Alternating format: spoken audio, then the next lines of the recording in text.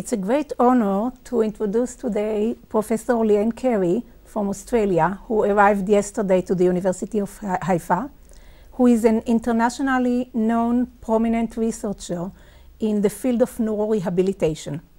Professor Carey is spending the week at the OT and the PT, I should say occupational and physical therapy departments at the University of Haifa, where she will provide a one-day of a workshop to clinicians from across the country, and will meet with researchers at the University of Haifa as well as from other academic institutions in Israel. Welcome.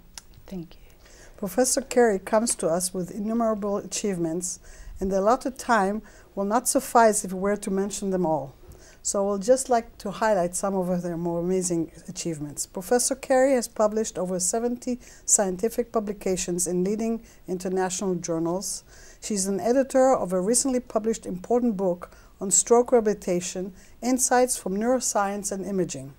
Professor Carey has been chief investigator there on 24 grants totaling over $3 million, and associate investigator on grants totaling over $5.5 million. She's appeared internationally in many forums, receiving various honors. In 2009, Professor Carey received an Academy of Research of the American Occupational Therapy Foundation, and in 2010, Professor Carey was honored by the World Federation of Neurological Rehabilitation.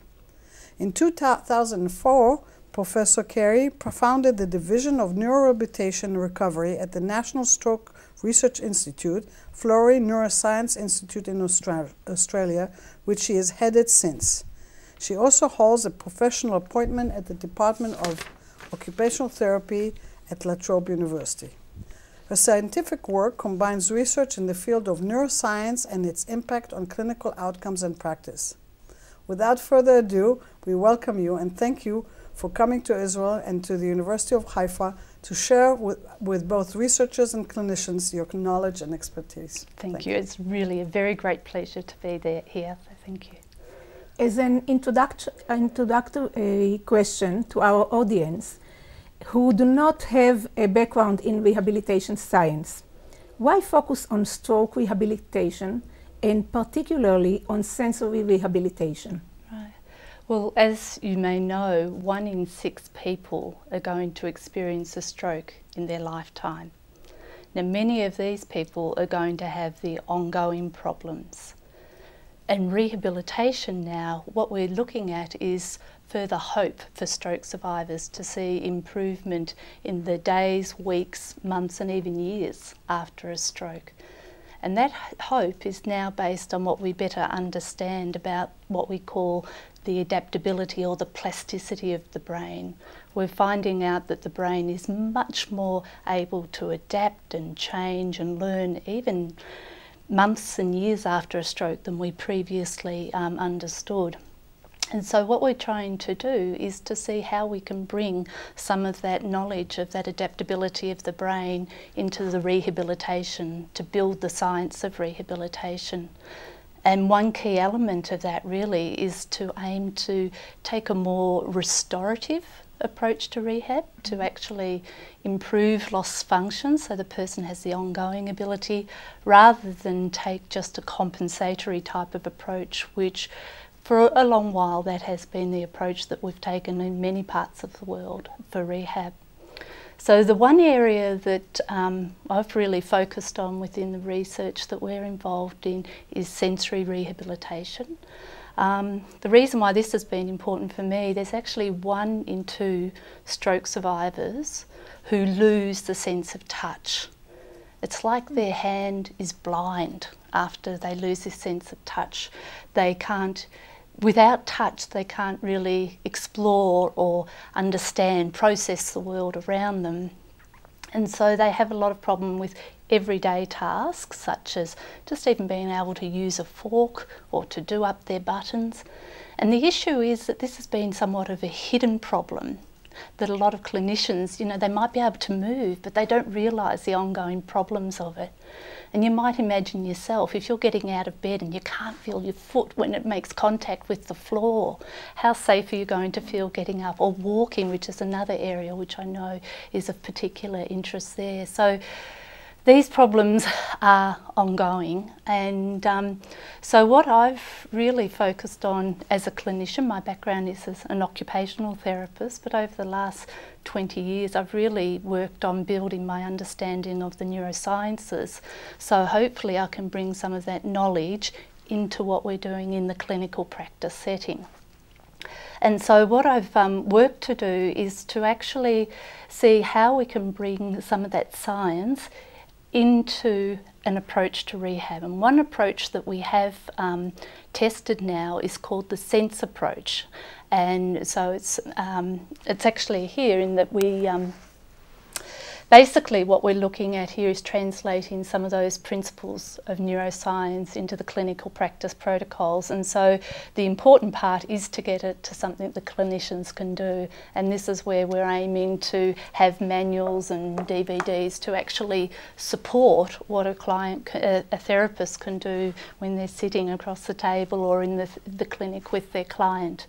The program involves a set of very carefully designed tasks and very carefully designed principles of training based on how we know the brain works and adapts. Some of those tasks include being able to train a person to feel different textures, so to help them almost rediscover that sense of touch. So it's textures, it's knowledge of where their limb is in space, it's knowledge of tactile object recognition, so recognition of everyday objects through touch. And then we also go a further step where we get the person to identify what are the key occupational tasks that they have difficulty with, and we help them work through using these principles, help them work through to solve those problems. So it might be something like using a fork, and part of it might be making sure that they understand the shape before they put it into practice. So what we see, we've actually conducted a randomised control trial of this, so this is quite a controlled clinical study where we've clearly demonstrated that taking this neuroscience approach to rehabilitation leads to better outcomes for stroke survivors than the traditional approach that we're currently using. Another part that we've wanted to do, because we're looking at this plasticity of the brain, we're feeling that we also need to explore and better understand what this adaptability is. So what are the brain networks and regions that might be the supporters of this recovery and change? And so our focus here is really to look beyond the lesion. We actually are looking at the viable brain networks, or the strengths of the individual that they bring to the rehabilitation. And if then as therapists we better understand how to link into those networks that support these tasks, then it will help guide the therapist for what they should do, but also it should help us to personalise the treatment more effectively for that particular stroke survivor. And so we're doing that within the context of doing brain imaging studies. So we use functional magnetic resonance imaging, so brain imaging, and we've actually been able to demonstrate the changes where we've demonstrated return to some of the sensory areas that are involved in processing after the training, and in other individuals also demonstrated that the process of change is related to linking in with attention and visual areas, and there's some of the networks that we target in our training. Can you give us maybe an example of a case that sticks out in your mind? Okay. Well, I'm thinking there's a client, her name is Karen, who's a 44-year-old lady who's got 2 children. So I think they were 3 and 6 when we started the training. She had a very dense hemisensory loss, such that, and also some altered sensation, so it also feels a bit painful. but so dense, she has quite good movement, but so dense that she didn't feel comfortable, for example, to hold a fork, so it's on her left-hand side, a fork in her hand. And here's her young daughter who's wanting, you know, to learn how to use knife and fork herself, and she realises herself that she wasn't comfortable doing that. And so, or she wouldn't be able to take the children both out to the shopping together because in one hand she's not confident that she's able to maintain the grip of the child's hand because she doesn't have that feedback. So there's so many tasks. And then this lady, so she was involved with the training and showed actually really quite remarkable change, and to the point where she's then explaining that it's not only that she can do the task of using the fork now, but she feels more confident in that information that she's receiving through her hand. And one thing about the approach is that it's not just training the particular task. What we found when we did the training was we saw the transfer to tasks that she wasn't even trained on. Mm. And one of the key things that she said to me, which I thought was really important for clinicians to understand as well, was the fact that she said it made every task of the day easier for her. Mm. And one of her difficulties with having to process this altered information was it took so much concentration before the training that she was so fatigued that she couldn't, you know, interact with her children. And so one of the key things for her was the fact that it took this demand and she felt more comfortable. She could, you know, cope with the everyday tasks more so, not just the specific tasks. Mm-hmm. And we were able to demonstrate, so we did the MRI scans with her before and after, where early on she had little or no ability to feel the texture that we provide to them while she's having her brain scanned. And the other side of the brain was showing some activity but not useful, and then with time we could see to the return to the hemisphere and the regions that you'd normally expect. In both sides, on both sides? So she returned to the hemisphere that had the stroke, to the areas that you actually expected to. Mm-hmm. And she's now plaiting her daughter's hair and sewing up the badge for her son on the, you know, he's a scout, and so, you know, she's very proud of being able to do those things, and they have continued to improve. I still see her every now and then. She tells me about all these new things that she's doing. How long will take a therapy like that?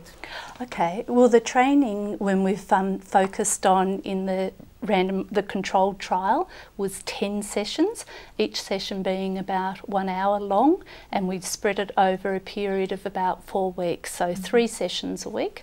Mm-hmm. And then the sessions that we've done where we've done the training and the MRI before and after, we've extended them a little bit longer, and that's 15 sessions. Mm-hmm.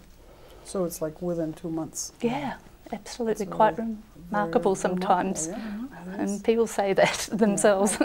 Yeah. That's interesting.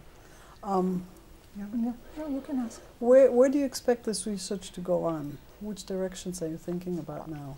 Well, I think the thing is we want to better understand this interplay and these networks, these viable networks in the brain, and really build on people's internal strengths. And so one area that we're focusing on is to try and personalise the approach more. So if a person has problems with touch sensation because of an interruption to a certain part of the sensory network, you might do things slightly differently or more effectively. So that's one way that we're looking at the brain part.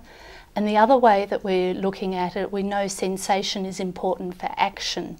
And so one of our next studies is also integrating a number of the principles that we've learned from the sensory retraining into the movement and action domain. And so we're working towards those as well. What kind of principles? Is it the repetitions or the intensity?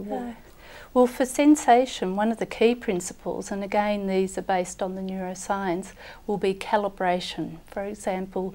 So we're training the person to recalibrate or match what their altered sensation is relative to the reality of what should be, and they get that by experiencing it through their other hand and through vision, but it's done in a very particular way in the timing and certain sorts of tasks to really try and match those sensory maps. So we have sensory maps in the brain for vision and touch, and what we're trying to do is rematch those to make those connections along in a way that the person has the goal of the task that they're doing and is really attending to it. So we're linking into those other networks as well.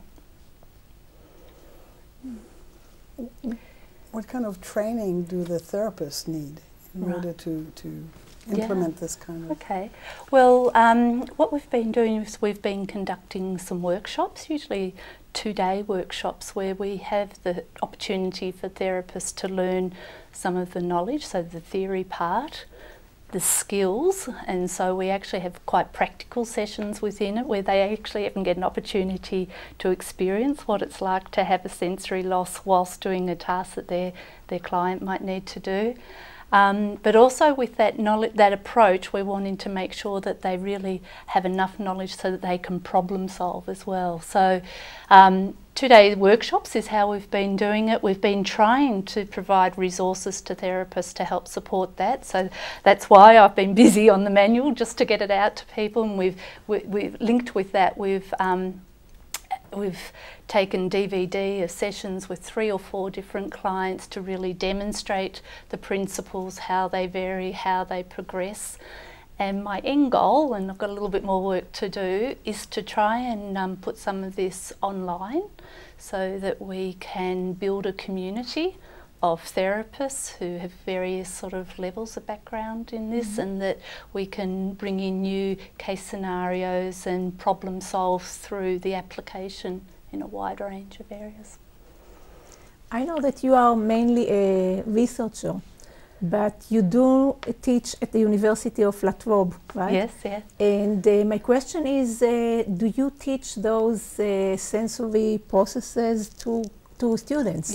Yes, so we teach it to the undergraduate students. We've got a series of mini lectures at first to make available to them, and then they have that background, but the most critical things is the practical session that we have with them. So I actually often have a client come in as well, and also, or they have that opportunity to experience what it's like to have a sensory loss. We actually put 3 gloves on, and this is what one of the stroke survivors told me it's like. So we've really built on what the clients tell you what it's about, and so they experience in that and they problem solve it through.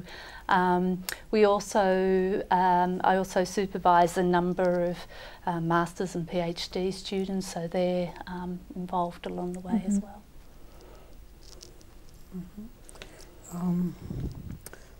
What do you expect the future to be?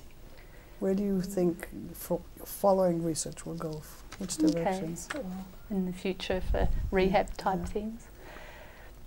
I think a really important focus and future goal for us collectively as rehabilitation therapists is really potentially to shift our way of thinking about rehabilitation, to try to move from that more compensatory approach to a restorative approach.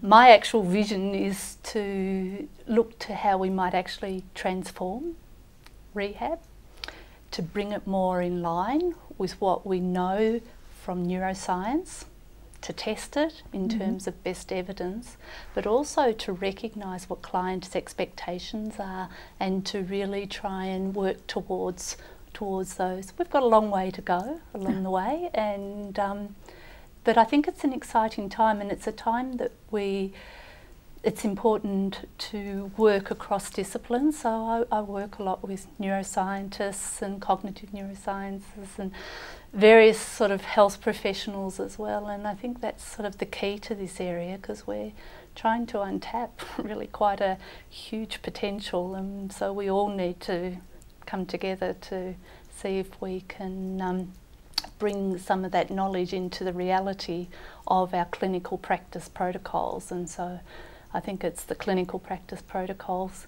And then probably the other part that we should think about is the fact that a client's on a recovery journey. And so a lot of attention has been to that acute stage. But rehabilitation really has this ongoing window of recovery and ongoing window of opportunity.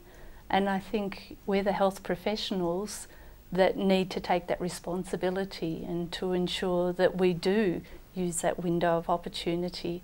And it might not just be within the traditional approach of rehab within the first 3 to 6 months. I actually think we need to look at rehab at the times that it's available. So it can be for years after, and maybe our health system should look beyond beyond its current approach to have opportunities for people to be reviewed and maybe have another burst of rehab. So we've got lots left to do. Right, right. I absolutely agree with you.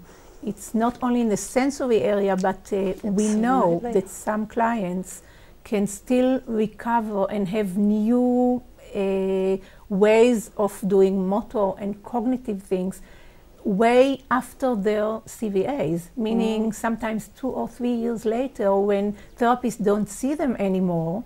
And we still, but in research we do see that those people can show quite dramatic changes. Right. And even in the controlled trial we had people a couple of years after stroke be involved, so any time from 6 months to a couple of years after stroke. So it's, and they showed a similar magnitude of change. So the thing is, we're at this time in rehab, we're tapping into ability, this plasticity that I talked about to begin with. It's something we all have. It's part of our normal learning, and so there's no reason why it should stop at any point in time, but maybe because of the situation the person has had with the stroke, they need a bit of extra guidance to channel it the right pathway. And I think of it sometimes like a bonsai plant, you know, it's the partnership between the plant, the person who's had the stroke, and the bonsai master, and reshaping, and a lot of that's natural and growth that comes from the person within, but sometimes we might need to graft it in a certain way to get the outcome we want. Yeah, and I think we need to be the advocates of our patients. Absolutely. Because the system doesn't always, at least in Israel, and I'm sure all over the world, exactly. doesn't realize the potential that is still there. And we need to be the ones who work with it and realize it and understand it and advocate for our patients to receive the kind of attention they should have. I think that's really true. And what I always keep in my mind is one statement that, you know, probably what a lot of stroke survivors say, but even Karen that I just spoke about, she wants to be the best she can be. And that's what we aimed for. You're an occupational therapist by profession. Do you have collaborations with other rehabilitation professionals, like physical therapists? Absolutely huge. Look, I think it's such a, you know, that to me is the excitement of rehab. I work very closely with physical therapists, occupational therapists. I supervise a number of physical therapists, neuropsychologists, work with speech. Is there any space for the sensory rehabilitation for speech? We haven't looked into that yet, but if anybody wants to give it a go, windows are always open of opportunity. But we do talk with speech therapists. In particular, we had a wonderful workshop which is linked with an initiative that's going on here in Israel as well. So this is supported by the James McDonald Foundation and Naomi in particular leading that from here. And what we've got is we've got 3 hubs of opportunities to bring together communities of people. So what we're looking at bringing together is basic scientists through to rehabilitation scientists and clinicians to really help shape the agenda for our future research. And I'm going to find that a very exciting thing that will go from here. Okay, I would like to thank you for coming to Israel. It's a big pleasure to have you here and to share your knowledge with us. And thank you very much. Well, I know I'm going to get a lot of knowledge from here as well, and it's my pleasure completely. Thank you. Thank you. We're most appreciative.